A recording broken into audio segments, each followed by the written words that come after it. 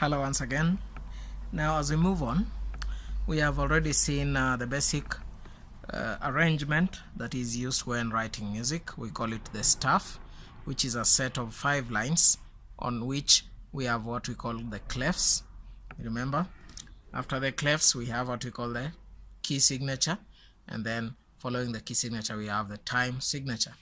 Okay, now we have already covered the staff, how you draw the clefs, and how the clefs help you to identify the labeling of the lines and spaces. We have also seen symbols used in the writing of key signature, and we have also seen examples of the time signature. Now at this moment we are going to be looking at another important skill that you need for you to be able to read music properly. Now we call it the solfa. Now the solfa is what you will hear people sing: do, re, mi, fa, sol, la, ti, do. Okay, do, re, mi, fa, sol, la, ti, do. And you can go backwards: do, ti, la, sol, fa, mi, re, do. Okay, now you have to do that accurately for you to be able to read your music properly, because this is what you will be using to assign sounds to notes, sounds to the symbols that will be used in the music. You have to do it accurately, like do, re, mi, fa, sol, la, ti, do, do, ti, la, sol, fa, mi, re, do. Now it takes a bit of exercise, a bit of practice for you to get it correctly.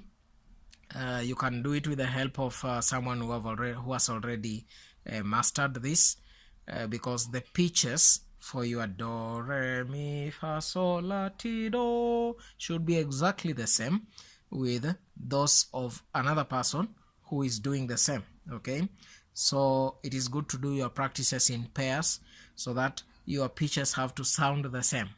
Do, re, mi, fa, sol, la, ti, do, ti, la, sol, fa, mi, re, do. Okay, so that is what we call the solfa. Apart from this, closely connected to the solfa is what we call the basic keyboard layout. Now when I talk about the keyboard, I mean the musical keyboard, the instrument used to accompany music. Okay, now I'm going to make a drawing of how the keyboard layout appears. Now let me use this frame. I'll begin by drawing these keys. When you look at your keyboard, you will see that we usually have white keys and black keys. Okay, now I'm beginning by drawing the black keys, and I'll designate them by shading them. Okay, so this is black. When you look at them on a real keyboard, you will find the black keys, and I'm going to show you how you put in the white keys. Okay, now on each black key, right from the middle of the black key here, draw a line, drop it down like that. On the second one, do the same. Okay, now coming to the third black key, when you look at your keyboard, you'll realize the black keys are usually in groups of 2 and then 3, 2 and 3. That is, the black keys are usually in that pattern: 2 black keys adjacent, and then there is a white key in between them, or okay, they are separated, there is some separation, and then we have 3 consecutive black keys.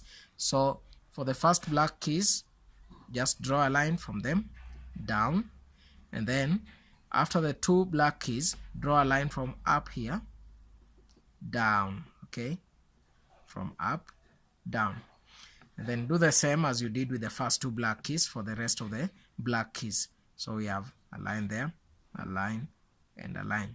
Okay, now what these lines mean, they are the separation between white keys. So we have, this is a white key, white, white, white, white, and white. Okay, and these are black, black, black, black, black. So 2 blacks, 3 blacks. After the 2 blacks, a line. That is to mean after this black we have a white and a white, 2 whites between the last of the 2 and the first of the 3. All right, now you remember we said in music we have letters A through G. Now these letters are also the same letters used to label the keys of a keyboard. Now how do you do it? This being the basic pattern of the keyboard, you will have a repetition of this pattern to form the larger keyboard, okay, or to extend so that you have more keys. Now the white key, for you to be able to label your keyboard keys, look at the white key before the 2 consecutive black keys. Okay, these are the 2 consecutive black keys. The white key before them is this one. Now this white key is usually C. All right, and then you can label going upwards. So after C we have D, that is E, and that is F, that is G, that is A, and B. You realize we are ending on B. It means we can have another pattern like this added to this side as well as to the lower side to form a longer keyboard. Now one would ask, now how do we label the black keys? Okay, you remember we said key signatures are written using symbols like this one. We call it, very good, we call it flat, and this one is called, very good, it's called a sharp. So the black keys are usually labeled using a letter and one of these. Okay, for example, we said a flat means make a sound that is slightly higher than the normal. A flat slightly lower than the normal, and then a sharp, make a sound that is slightly higher than the normal. Now this black key, you realize it is between the white keys C and D. Now what that means is that it is, when you press this key on a keyboard, it will produce a sound whose pitch is slightly higher than C, and again at the same time slightly lower than D. Now this black key is therefore called C sharp, to mean slightly higher than C. C sharp, you realize I'm writing my sharp above, okay, as a superscript above the letter C sharp or D flat. All right, yeah, so it is below, it is behind D but ahead of C. So ahead of C, C sharp, behind D, D flat. The same applies to this, ahead of D, D sharp, but behind E, so it is also called E flat. So these black keys have two labels each. It can be labeled as a sharp or a flat. For this one it is a sharp for C and it is a flat for D. Okay, this one is a sharp for D and a flat for E. This one will be a sharp for F, F sharp, and a flat for G, G flat. This one will be a sharp for G and a flat for A, and this one consequently will be a sharp for A and a flat for B.